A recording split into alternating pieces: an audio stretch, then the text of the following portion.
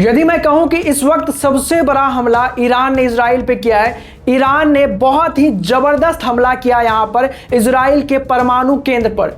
लेकिन सवाल उठता है कि परमाणु केंद्र पर कैसे हो सकता है? इजराइल के पास तो यहां पर परमाणु है ही नहीं, तो आखिरकार यहां पर कहां हमला कर दिया ईरान ने? और अगर यहां पर इजराइल के पास कोई परमाणु केंद्र था तो किस गद्दार ने यहां पर उसकी खबर ईरान को बताई, जिसके वजह से ईरान ने इतना बड़ा हमला किया है? दोस्तों, अभी इस वक्त यहां पर आपके सामने नजर आएगा कि ईरान ने इस युद्ध का सबसे बड़ा हमला किया है। जो ईरान, इजराइल और यूएस का युद्ध चल रहा है, उस युद्ध में ईरान का दोस्तों ये सबसे बड़ा स्ट्राइक माना जाएगा जो कि उसने यहां पर इजराइल में किया है। इजराइल का एक क्षेत्र है दोस्तों जिसका नाम है डिमोना। अब यहां पर दोस्तों जब हमला हुआ तो सबको पहले स्टार्टिंग में ऐसा लगा कि ये तो आम हमला है, एक ऐसे जगह पे ईरान ने हमला किया है जो कि काफी ज्यादा घनी आबादी वाला एरिया है। तो स्टार्टिंग में सिर्फ यहां पर ईरान को लोग कहीं ना कहीं बुरा भला कह रहे थे और कह रहे थे कि ये जो हमला है ईरान ने बहुत गलत किया। ईरान ने यहां पर आम जनता को टारगेट किया और बहुत ही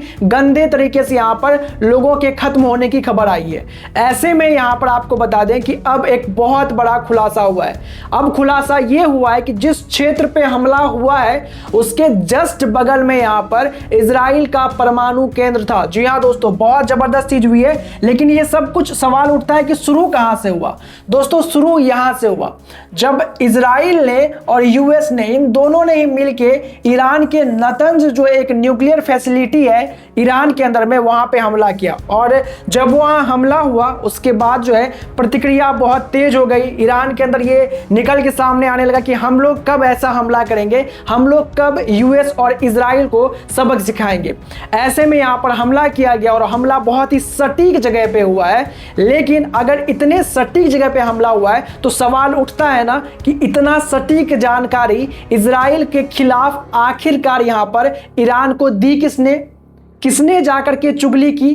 किसने यहां पर जो है सारे राज जाकर बताए ईरान को, जिसकी वजह से इतने एग्जैक्ट पॉइंट पे हमला हुआ? क्योंकि दोस्तों इजराइल के अंदर में कभी भी आप देखेंगे जितना भी अभी तक हमला हुआ है सब यहां पर इजराइल के जो प्रमुख यहां पर शहर हैं उसके अगल बगल में हुआ है, या फिर यहां पर जो बड़े बड़े हब है, यहां पर गैस हब है या फिर एनर्जी हब है कहीं पे, तो वहां पे हमला हुआ है। लेकिन एक बहुत ही अलग क्षेत्र में रेगिस्तान टाइप का एरिया है दोस्तों, वहां पे हमला होना काफी चौंका देता है यहां पे। तो आखिरकार इतना एग्जैक्ट पॉइंट, इतना एग्जैक्ट डिटेल कौन दे सकता है? दोस्तों कहते हैं ना कि आपको जितना नजर आपके दुश्मन पे नहीं रखना चाहिए, उससे ज्यादा नजर आपको दोस्तों पे रखना चाहिए, अपने लोगों पे रखना चाहिए, क्योंकि वही अपने लोग होते हैं जो कि लास्ट में धोखा देते हैं और उसी की वजह से सबसे बड़ा नुकसान होता है। तो दोस्तों ये पूरी कहानी कैसे शुरू हुई वो देखिए, अब आपको बताएंगे आगे दोस्तों हम कि वो कौन सा आदमी है जिसको कि यहां पर पकड़ा गया इजराइल के द्वारा में, और आखिरकार यहां पर जो सबसे खुफिया एजेंसी है इजराइल की, मोसाद, उसने क्या किया यहां पर जब वो आदमी पकड़ाया तो, और किस तरीके से ये सब खुलासा हुआ ईरान के सामने में। दोस्तों पहले कहानी कैसे शुरू हुई, जैसा कि मैंने बोला कि यहां पर यूएस और इजराइल ने मिलकर ईरान के नतंज न्यूक्लियर फैसिलिटी पे जो है हमला किया। उसके बाद यहां पर एक और खबर निकल के सामने आई जहां पर यह बताया गया कि डोनाल्ड ट्रंप ने ये एकदम वार्निंग सबके सामने में, पूरे विश्व के सामने में ईरान को दे दी है कि अगर तुमने 48 घंटे के अंदर अंदर स्ट्रेट ऑफ हॉर्मुज को नहीं खोला, अगर जहाजों को वहां से निकलने की अनुमति नहीं दी, तो फिर बवाल होगा, और इतना बड़ा बवाल होगा कि जो तुमने सोचा नहीं होगा। अब जब ये खबर निकल के सामने आई तो ईरान को समझ में आ गया कहीं ना कहीं कि अब उनको थोड़ा और ज्यादा एग्रेसिव होना पड़ेगा, और ऐसे एग्रेसिव होंगे वो किसी ने नहीं सोचा था।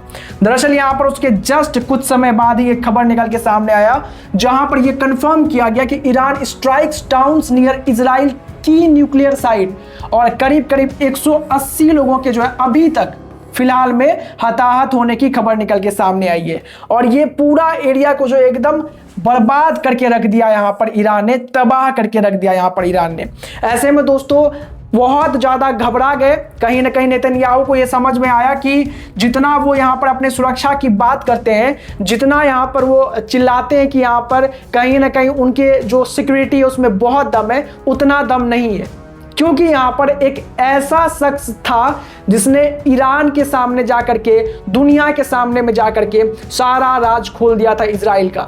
दोस्तों आपको ये पता होगा कि अभी तक जो है ये बात पूरी तरीके से कहीं पर स्पष्ट नहीं है कि न्यूक्लियर वेपन्स जो है इजराइल के पास है, लेकिन अगर विशेषज्ञों की माने, अगर यहाँ पर जानकार की माने तो बताया जाता है कि लगभग 80 से ज़्यादा यहाँ पर जो है न्यूक्लियर वेपन जो है किसके पास है दोस्तों, यहाँ पर नेतन्याहू के पास है। और इतनी ज़्यादा खुफिया जानकारी कोई अपना ही जाकर के दे सकता है, और वही हुआ भी। यहाँ पर कोई अपना ही था जिसने यहाँ पर इजराइल की सारी पोल खोल दी, सारी सच्चाई बता दी, सबको चीख चीख के बता दिया कि इजराइल कहाँ पे न्यूक्लियर परीक्षण करना चाहता है, इजराइल का कहाँ पे न्यूक्लियर रिसर्च सेंटर है, एकदम पॉइंट टू पॉइंट चीजें बता दी। और तब ये राज खुला कि आखिरकार यहाँ पर ईरान ने जो ये हमला किया है वो दरअसल यहाँ पर किसी शहर पे हमला नहीं हुआ है। शहर पे तो हुआ ही है, लेकिन इनका इरादा यहाँ पर शहर पे हमला करने का नहीं था। इनका इरादा तो उस साइट को उड़ाना था जहां पर इजराइल अपने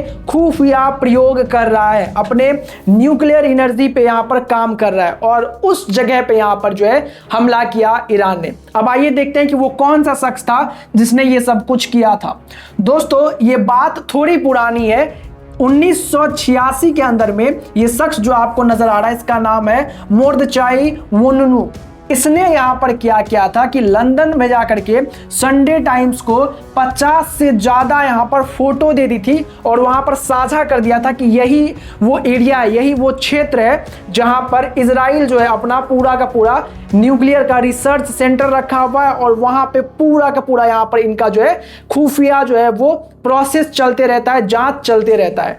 ऐसे में आपको बता दें कि जब ये जानकारी मिला तो एक बार ये चीज अगर लीक हो जाती है दोस्तों तो फिर यहाँ पर आपको मालूम है कि कोई भी चीज इतना ज्यादा इंटेल रिपोर्ट अगर लीक हुआ तो फिर युद्ध के समय में तो आराम से ईरान उसको निकलवा लेगा। और अभी भी दोस्तों इसी पे शक जा रहा है क्योंकि अब ये आजाद है और इसको बार बार उसके बाद कैद किया। मोसाद ने इसके साथ जबरदस्त वाला काम किया था, 18 साल तक का इसको जेल दिलवाया था, लेकिन ऐसा कोई कानून नहीं है इजराइल के अंदर में जहां पर किसी को भी एकदम एकांत कारावास में डाल दिया जाए, लेकिन इसके साथ वो भी हुआ था। इसको करीब करीब बताया जाता कि 11 साल तक जो है एकांत कारावास में डाल दिया था। ऐसे में जब ये छूटा तो अब ये खबर निकल के सामने आ रही कि कहीं ना कहीं इस आदमी के वजह से ही जो है ईरान को ये पता चला कि कहां पे हमला करना है, कितने बजे हमला करना है और कैसे हमला करना है, और उसी के वजह से यहां पर ईरान जो है ये हमला कर पाया डिमोना के अंदर में। और जो यहां पर उसके बगल में नेगेव न्यूक्लियर एनर्जी साइट था उसके एकदम बगल में हमला हुआ है। हालांकि अभी तक अब कोई आधिकारिक पुष्टि हुई नहीं है कि कितना नुकसान हुआ है, जल्दी दोस्तों वो भी मालूम चल जाएगा। लेकिन दोस्तों इस पूरे मामले के बारे में आप क्या सोचते हैं, अपनी राय हमें कमेंट करके जरूर बताएं। वीडियो को लाइक और चैनल को सब्सक्राइब करना बिल्कुल ना भूलें।